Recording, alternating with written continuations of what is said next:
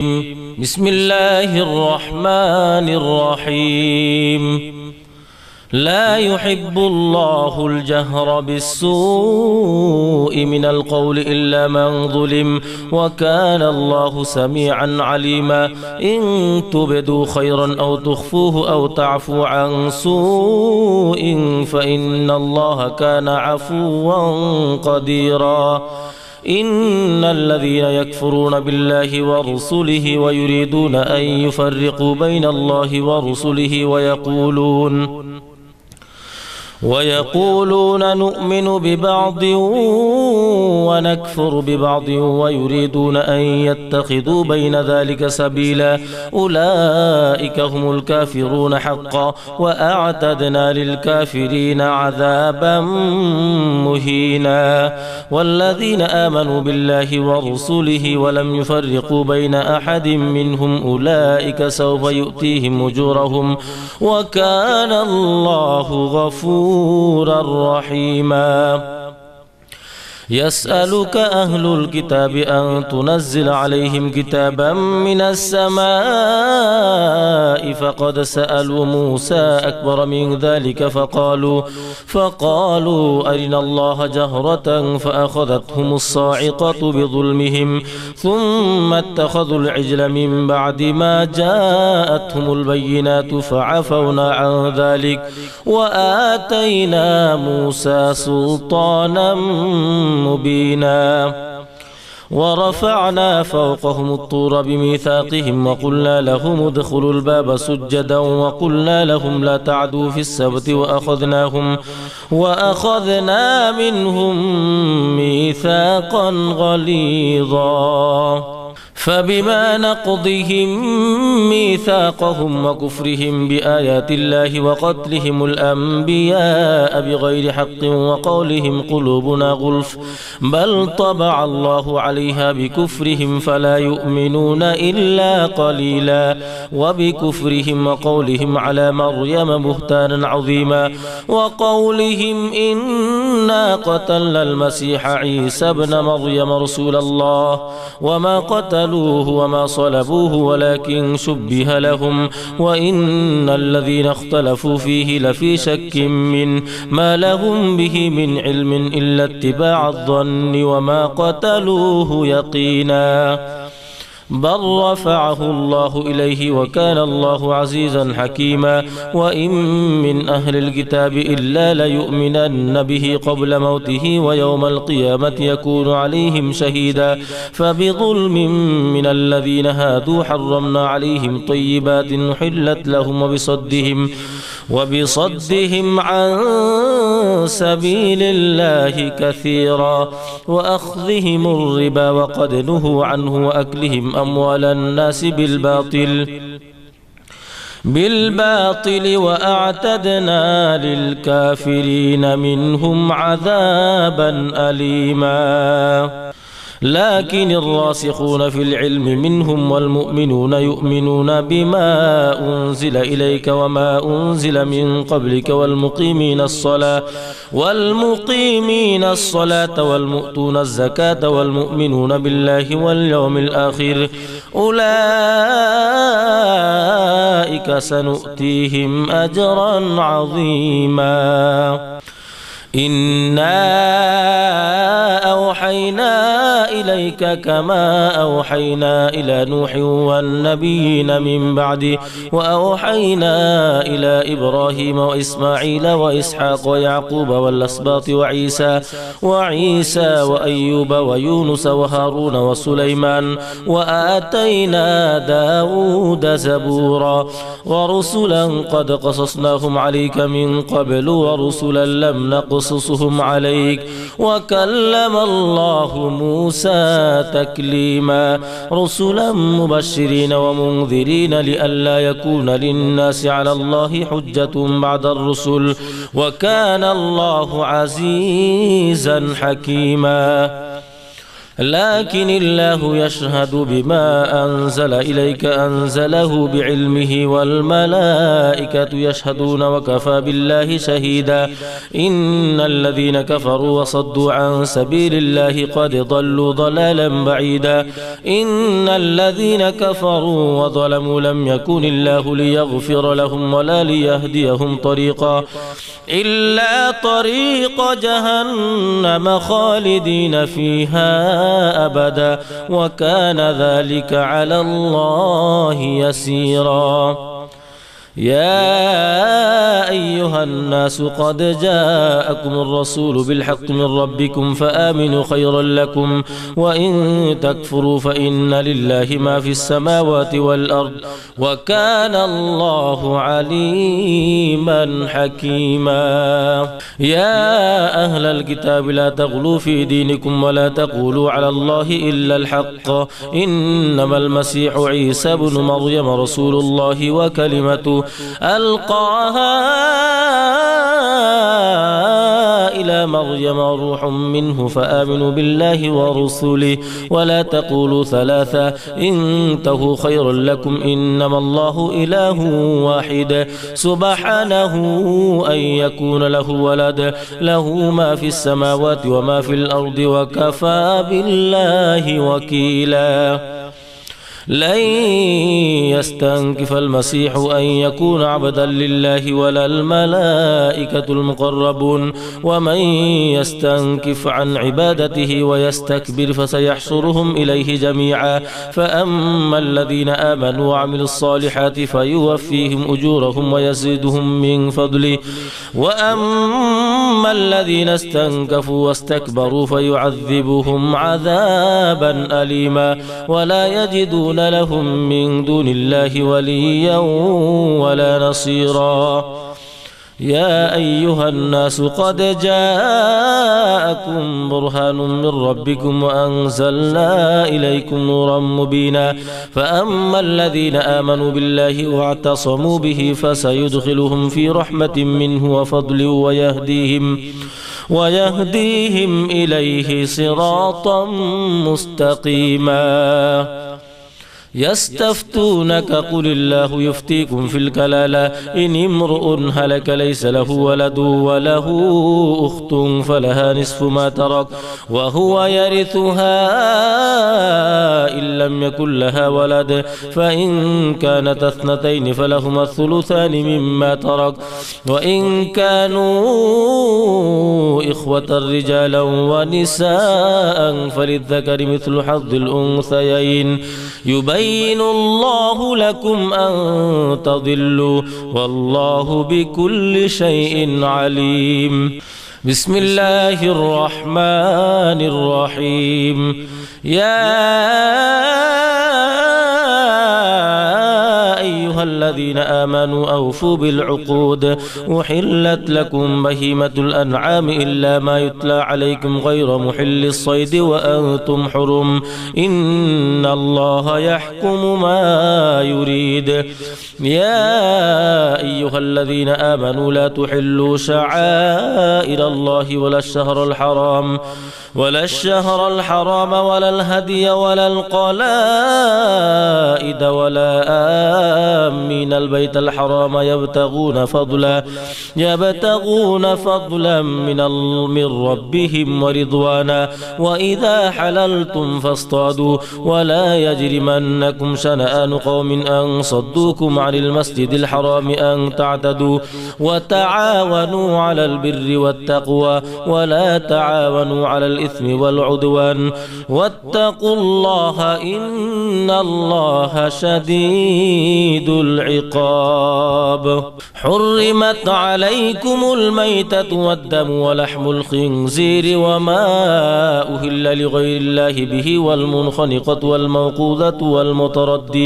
والمتردية والنطيحة وما أكل السبع إلا ما ذكيتم وما ذبح على النصب وأن تستقسموا بالأزلام ذلكم فسق اليوم يئس الذين كفروا من دينكم فلا تخشوا تخشوهم واخشون اليوم أكملت لكم دينكم وأتممت عليكم نعمتي ورضيت لكم الإسلام دينا فمن اضطر غير باغ ولا عاد فلا إثم عليه فمن اضطر في مخمصة غير متجانف لإثم فإن الله غفور رحيم يسألونك ماذا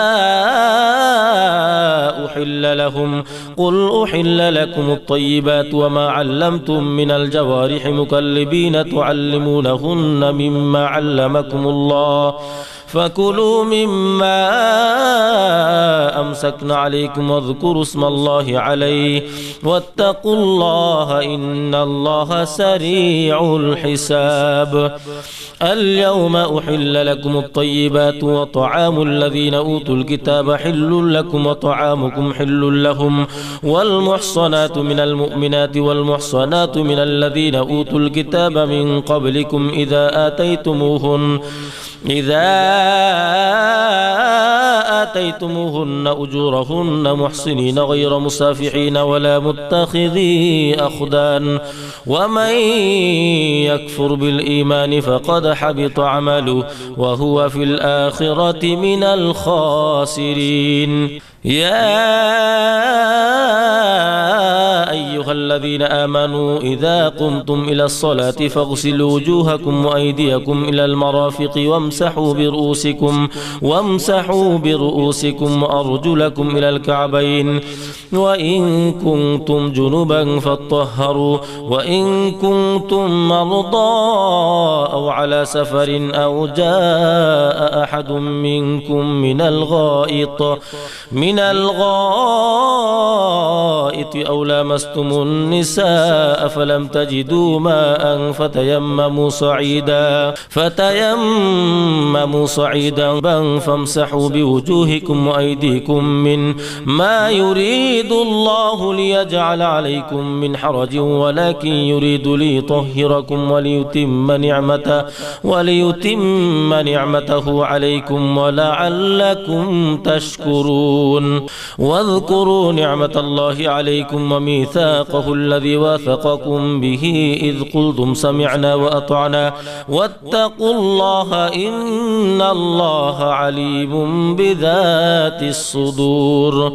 يا أيها الذين آمنوا كونوا قوامين لله شهداء بالقسط ولا يجرمنكم شنآن قوم على ألا تعدلوا اعدلوا هو أقرب للتقوى واتقوا الله إن الله خبير بما تعملون وعد الله الذين آمنوا وعملوا الصالحات لهم مغفرة وأجر عظيم والذين كفروا وكذبوا بآياتنا أولئك أصحاب الجحيم يا أيها الذين آمنوا اذكروا نعمة الله عليكم إذ هم قوم أن يبسطوا إليكم أيديهم فكف أيديهم عنكم واتقوا الله وعلى الله فليتوكل المؤمنون ولقد أخذ الله ميثاق بني إسرائيل وبعثنا منهم 12 نقيبا وقال الله إني معكم لئن أقمتم الصلاة وآتيتم الزكاة وآمنتم برسلي وعزرتموهم وأقرضتم الله قرضا حسنا لأكفرن عنكم سيئاتكم ولأدخلنكم جنات تجري من تحتها الأنهار فمن كفر بعد ذلك منكم فقد ضل سواء السبيل فبما نقضهم ميثاقهم لعناهم وجعلنا قلوبهم قاسية يحرفون الكلم عن مواضعه ونسوا حظا مما ذكروا به ولا تزال تطلع على خائنة منهم إلا قليلا منهم فاعف عنهم واصفح إن الله يحب المحسنين ومن الذين قالوا إنا نصارى أخذنا ميثاقهم فنسوا حظا مما ذكروا به فأغرينا بينهم العداوة والبغضاء إلى يوم القيامة وسوف ينبئهم الله بما كانوا يصنعون. يا أهل الكتاب قد جاءكم رسولنا يبين لكم كثيرا مما كنتم تخفون من الكتاب ويعفو عن كثير. قد جاءكم من الله نور وكتاب مبين يهدي به الله من اتبع رضوانه سبل السلام ويخرجهم من الظلمات إلى النور بإذن ربهم يهدي به الله من اتبع رضوانه سبل السلام ويخرجهم من الظلمات إلى النور بإذنه ويهديهم إلى صراط مستقيم. لقد كفر الذين قالوا إن الله هو المسيح ابن مريم قل فمن يملك من الله شيئا إن أراد أن يهلك المسيح ابن مريم وأمه ومن في الأرض جميعا ولله ملك السماوات والأرض وما بينهما يخلق ما يشاء والله على كل شيء قدير. وقالت اليهود والنصارى نحن أبناء الله وأحباؤه قل فلم يعذبكم بذنوبكم بل أنتم بشر ممن خلق يغفر لمن يشاء ويعذب من يشاء ولله ملك السماوات والأرض وما بينهما وإليه المصير. يا أهل الكتاب قد جاءكم رسولنا يبين لكم على فترة من الرسل أن تقولوا ما جاءنا من بشير ولا نذير فقد جاءكم بشير ونذير والله على كل شيء قدير. وإذ قال موسى لقومه يا قوم اذكروا نعمة الله عليكم إذ جعل فيكم أنبياء وجعلكم ملوكا وآتاكم ما لم يؤت أحدا من العالمين. يا قوم ادخلوا الأرض المقدسة التي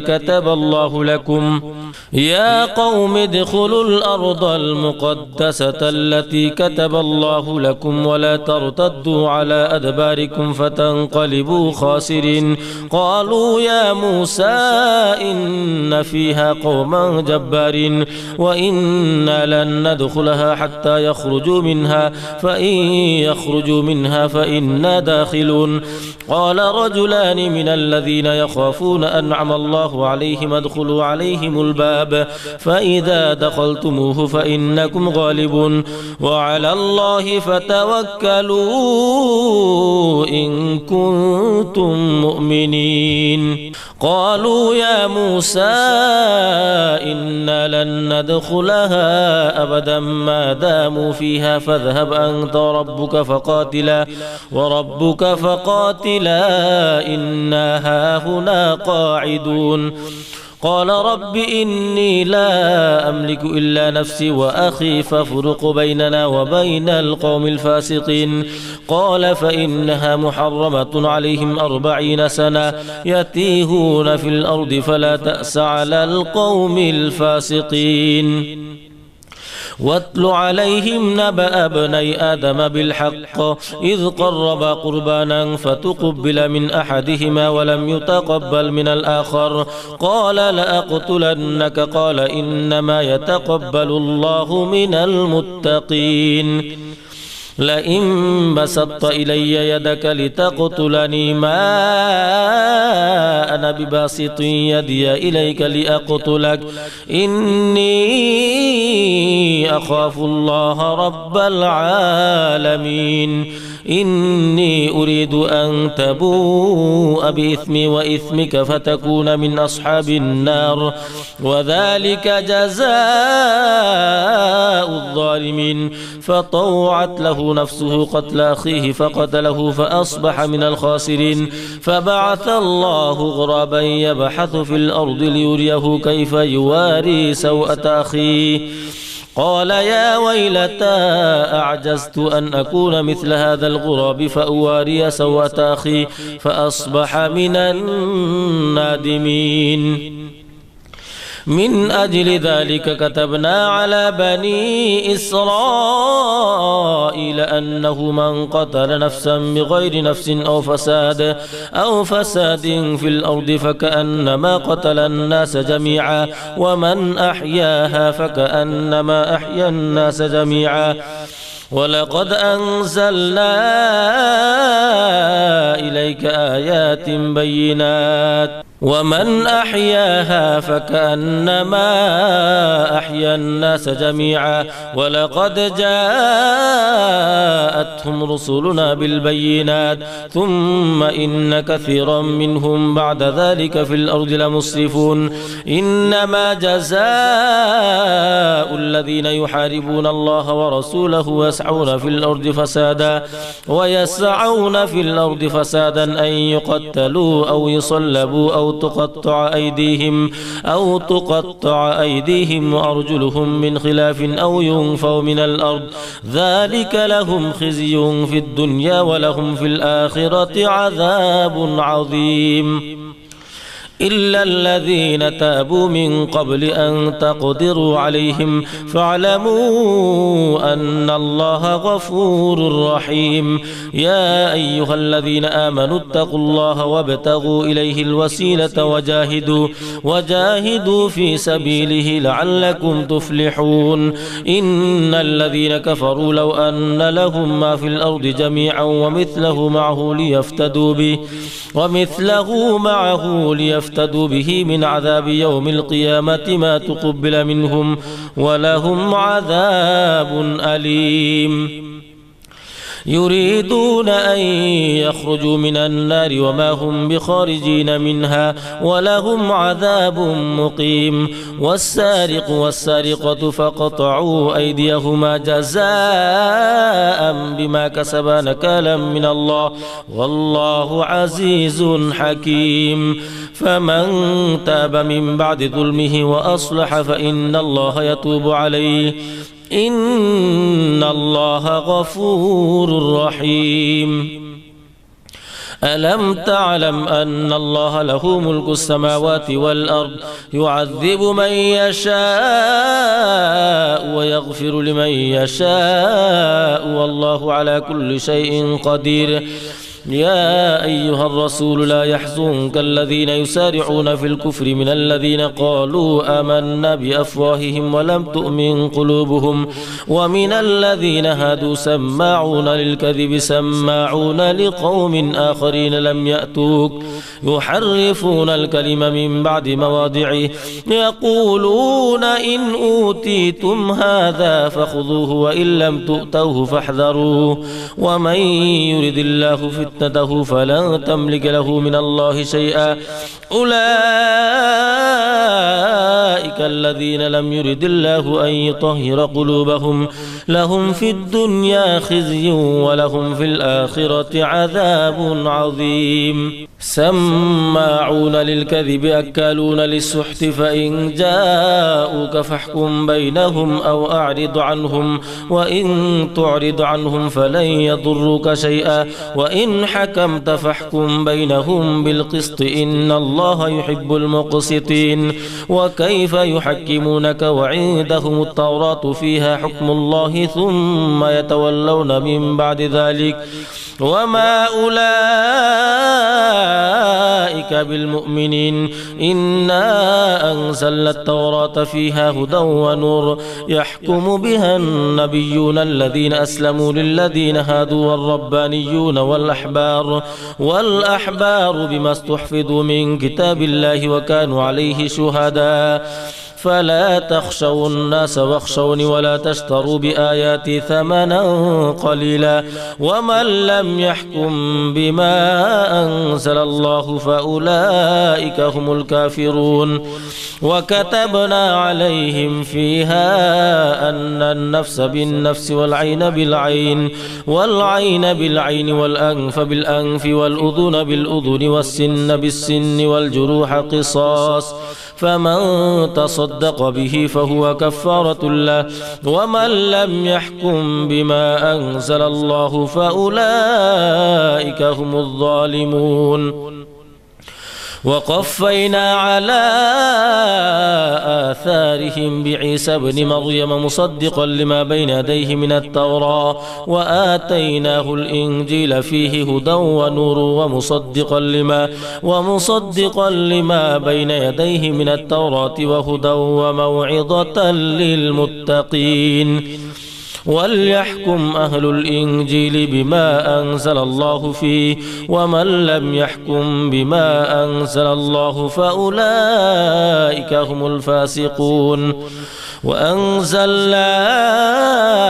إليك الكتاب بالحق مصدقا لما بين يديه من الكتاب ومهيمنا عليه فاحكم بينهم بما أنزل الله ولا تتبع أهواءهم عما جاءك من الحق لكل جعلنا منكم شرعة ومنهاجا ولو شاء الله لجعلكم أمة واحدة ولكن ليبلوكم فيما آتاكم فاستبقوا الخيرات إلى الله مرجعكم جميعا فينبئكم بما كنتم فيه تختلفون وأن احكم بينهم بما أنزل الله ولا تتبع أهواءهم واحذرهم أن يفتنوك عن بعض ما أنزل الله إليك فإن تولوا فاعلم أنما يريد الله أن يصيبهم ببعض ذنوبهم وإن كثيرا من الناس لفاسقون أفحكم الجاهلية يبغون ومن أحسن من الله حكما لقوم يوقنون يا أيها الذين آمنوا لا تتخذوا اليهود والنصارى أولياء بعضهم أولياء بعض ومن يتولهم منكم فإنه منهم إن الله لا يهدي القوم الظالمين فترى الذين في قلوبهم مرض يسارعون فيهم يقولون نخشى أن تصيبنا دائرة فعسى الله أن يأتي بالفتح أو أمر من عنده فيصبحوا على ما أسروا في أنفسهم نادمين ويقول الذين آمنوا أهؤلاء الذين أقسموا بالله جهد أيمانهم إنهم لمعكم حبطت أعمالهم فأصبحوا خاسرين يا أيها الذين آمنوا من يرتد منكم عن دينه فسوف يأتي الله بقوم يحبهم ويحبونه أذلة على المؤمنين أعزة على الكافرين يجاهدون في سبيل الله ولا يخافون لومة لائم ذلك فضل الله يؤتيه من يشاء والله واسع عليم إنما وليكم الله ورسوله والذين آمنوا الذين يقيمون الصلاة ويؤتون الزكاة وهم راكعون ومن يتول الله ورسوله والذين آمنوا فإن حزب الله هم الغالبون يا أيها أيها الذين آمنوا لا تتخذوا الذين اتخذوا دينكم هزوا ولعبا من الذين أوتوا الكتاب من قبلكم والكفار أولياء واتقوا الله إن كنتم مؤمنين وإذا ناديتم إلى الصلاة اتخذوها هزوا ولعبا ذلك بأنهم قوم لا يعقلون قل يا أهل الكتاب هل تنقمون منا إلا أن آمنا بالله وما أنزل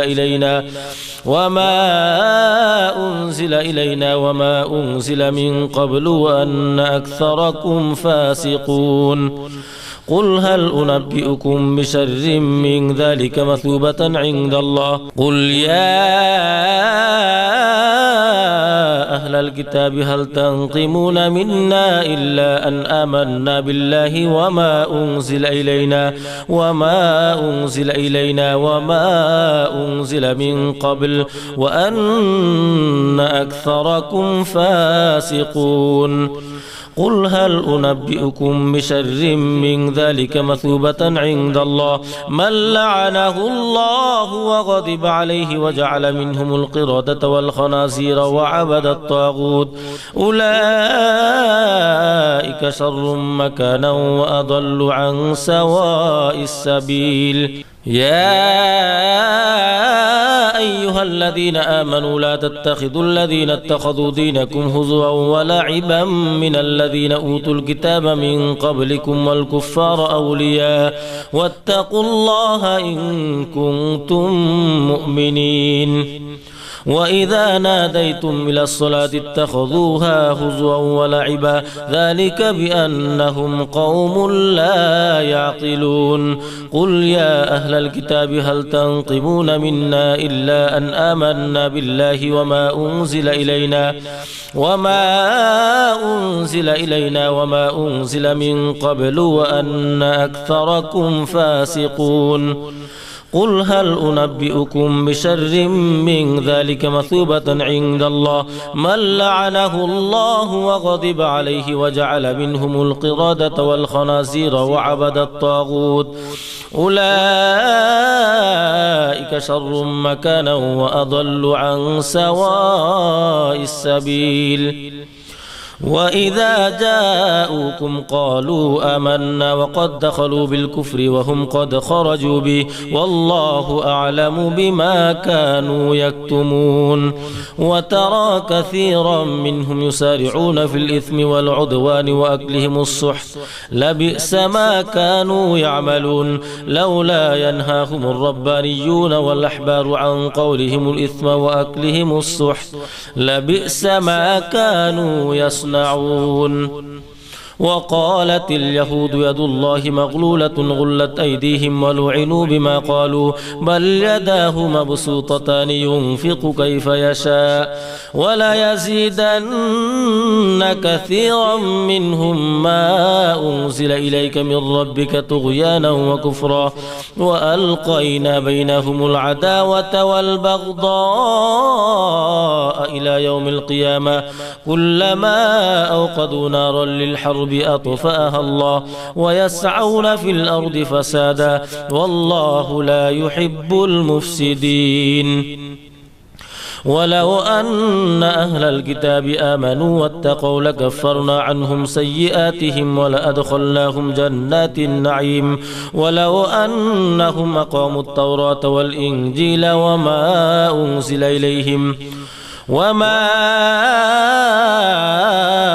إليهم من ربهم لأكلوا من فوقهم ومن تحت أرجلهم منهم أمة مقتصدة وكثير منهم ساء ما يعملون يا أيها الرسول بلغ ما أنزل إليك من ربك وإن لم تفعل فما بلغت رسالته والله يعصمك من الناس إن الله لا يهدي القوم الكافرين قل يا أهل الكتاب لستم على شيء حتى تقيموا التوراة والإنجيل وما أنزل إليكم من ربكم ولا يزيدن كثيرا منهم ما أنزل إليك من ربك طغيانا وكفرا فلا تأس على القوم الكافرين. إن الذين آمنوا والذين هادوا والصابئون والنصارى من آمن بالله واليوم الآخر وعمل صالحا فلا خوف عليهم ولا هم يحزنون. لقد أخذنا ميثاق بني إسرائيل وأرسلنا إليهم رسلا كلما جاءهم رسول بما لا تهوى أنفسهم فريقا كذبوا وفريقا يقتلون وحسبوا ألا تكون فتنة فعموا وصموا ثم تاب الله عليهم ثم عموا وصموا كثير منهم والله بصير بما يعملون.